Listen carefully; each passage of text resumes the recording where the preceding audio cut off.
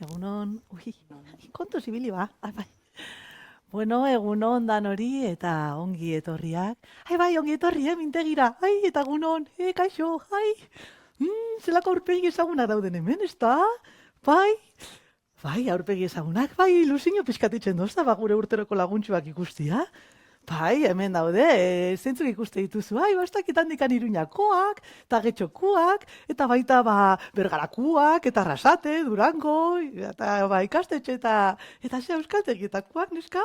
Eta ala ere, ikusi aldogu ze aurpegi berrixak, ez? Ikusi aldogu, zeintzuk, Elgoibarkoak, edo Ormukoak, Jaurlaritzako teknikariak, edo baita ere Ibarko udaleko dinamizatzaile berriak, eta neska. Zer, gauza batekin akordatu naiz?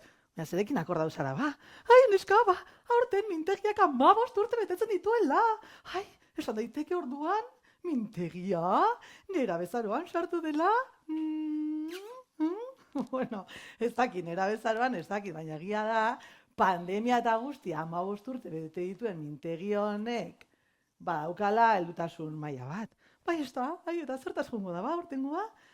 Aurten, pentsatu dabe, ume eta gazteekin lan egiten dugunokin, eta orduan horren arira prestatu dute egitaragua. Oso ondo, eta zetan doia egitaragua, goizian da, ze. Gongo dira, 3 hitzaldi trinko. Eta lehenengoa izango da, hizkuntzaren irizpideen ingurukoa? Eta zelan dakizuzuk hori? Neska, matriuska garelako, eta ni zure barrutin ator, eta horre gauza, batzutan zure pentsamenduak tak nire gana datoz. Eta bigarrena? Bueno, bigarrena izango da adimen artifizialaren inguruan. Adimen, adiwimen, adimentxu. Mentxu ez, matriuska. Bueno, neska, baina izjoku basan, adimen, adiwimen, adimentxu, adi everybody. Eta hirugarrena zein izango da hirugarrena izango da motibatzaileen motivazioen inguruan. Neska, horretarako motibatuta joan barko duzu ez? Badakizu, nora jungo zareten zuen motibatuta, atxeden aldean egongo den gosari ederrera, badakizu, kafetxu bat bestelako gauzak. Hori Ainarak esan duen bezala, gero, tik-tik, txuk-txuk, prestatu eta posatzera, nera bezaretan bezala. Neska, eta hemen egon da, ez dakit atxeden aldean eta gero zer. Futbol partida, zerbait hola? Bueno, futbol partida ez, baina kirolaren inguruan, SD Eibarrek, bere euskara sustatzeko ekintzak eta ekimenak azalduko ditu. Eta gero kulturaren esparruan pantaiak euskaraz beren jarduna azalduko dau eta beraien dokumentala ikusteko aukera izango dugu. Neska, pelikula eta dana, tope! Bueno, eta hori bukaeran, zuen tuku, hausnarketak jasoko ditugu dinamika txiki baten bidez. Eta bueno, neska hori da dana, ez? Hori da dana, gainera uste dut hemen mailan daudena jazai ditugula. Neska, portuan guze, guazen, ez da? Guazen. Bueno, bazuek adi, begiak belarriak erne, adimen, adimentxu, adiwimen, adi everybody. Bueno, eta ondo pasa. Agur.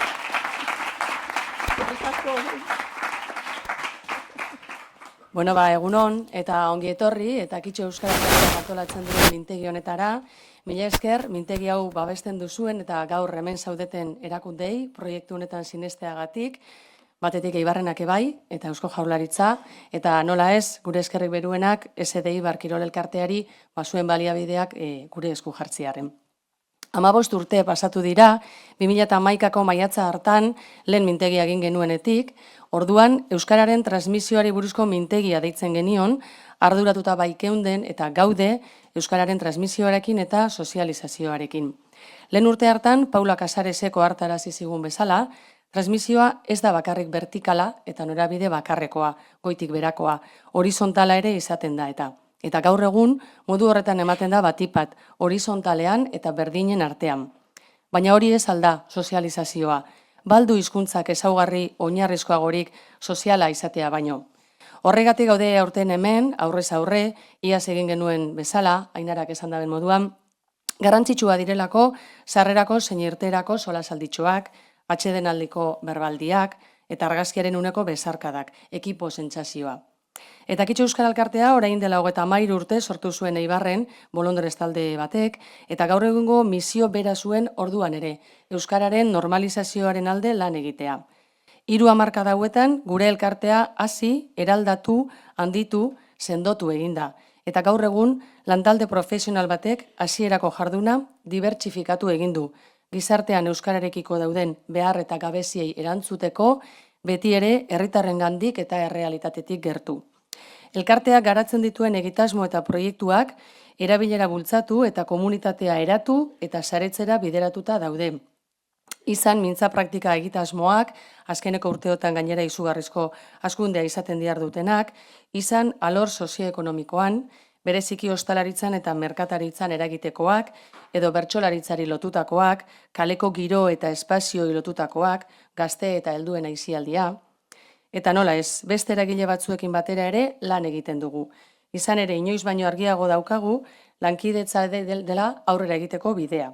Solidaritatean, eskuzabaltasunean, aniztasunean oinarrituta eta kasuan kasuko eta tokian tokiko berezitasunei kasu eginez lortuko baitugu euskara indarberritzea. Zentzu honetan eskerrak eman nahi dizkizuegu, gaur hemen gurekin elkarrekin, mintegi honetan parte hartzera animatu zareten hoi, eta mintegiak ikasteko, iritziak trukatzeko eta elkarlanerako zubiak eraikitzeko balio dezala. Eskerrik asko.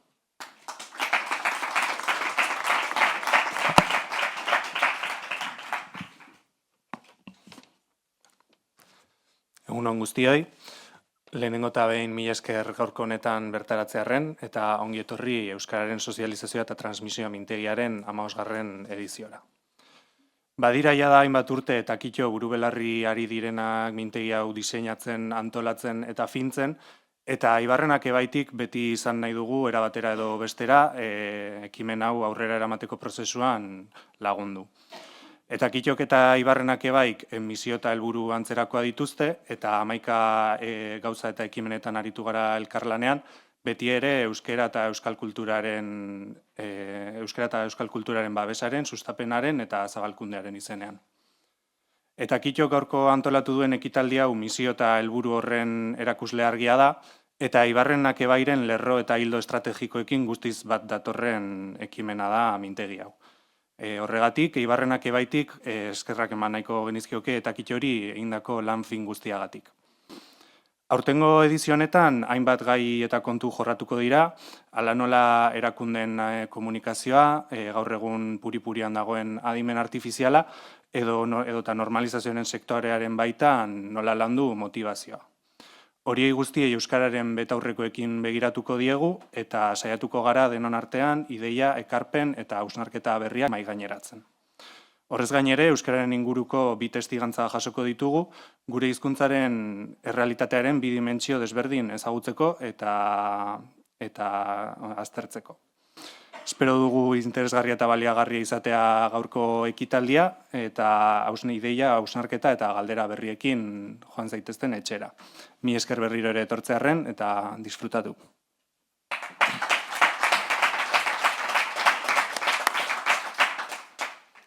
Bueno, egunon, nire aldetik ere egunon guztiei eta ongi etorri Eibar Kirol Elkartearen egoitzara, Ipuruara.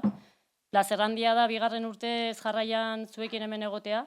Iaz, lehen aldiz mintegia Ipuruan ospatu zen eta esperientzia oso aberasgarria izan zen. Aurten ere hala izango dela ziur nago. Eta gure instalazioak zuen esku jartzea ohore handia da guretzat. Eta, bueno, mintegiari dagokionez, eskerrik asko antolatzaileei eta kitxori noski, mintegia gure etxean antolatzeagatik. Gaurko jardunaldiak euskalgintzan hainbat arlo jorratuko ditu, eta guztiak funtsezkoak diran gaiak dira gure hizkuntzaren etorkizuna bermatzeko eta komunitatea indartzeko. Mahaikidei dagokionez, hasteko nabarmendu nahi dut mahai honetan gauden eta hemen gauden elkarteen laguntza eta lankidentza funtsezkoa direla Eibar Kirol Elkartean garatzen ditugun euskera proiektuak aurrera ateratzeko. Eta, lehenik eta behin Eusko Jaurlaritzari eta teknikariei, hemen zaudeten teknikariei eskerrak eman nahi dizkizuegu, euskararen alde egite duzuen lanagatik. Zuen babesari esker, euskararen erabilera eta sustapena indartzeko hainbat ekimen garatu ahal izan ditugu, adibide gisa, argitaratu berri dugun euskararen baloiaren hiztegia aipatu nahiko nuke. Etorkizunera begira, espero dugu ere elkarlanean aritzea eta proiektu berriak bultzatzea. Era berean ongi etorri ere Arkaitzak bai elkarteko ordezkaria, Eskerrik asko euskararen alde egiten duzuen lan nekaezinagatik eta baita guri eskaintzen diguzuen laguntzagatik ere bai.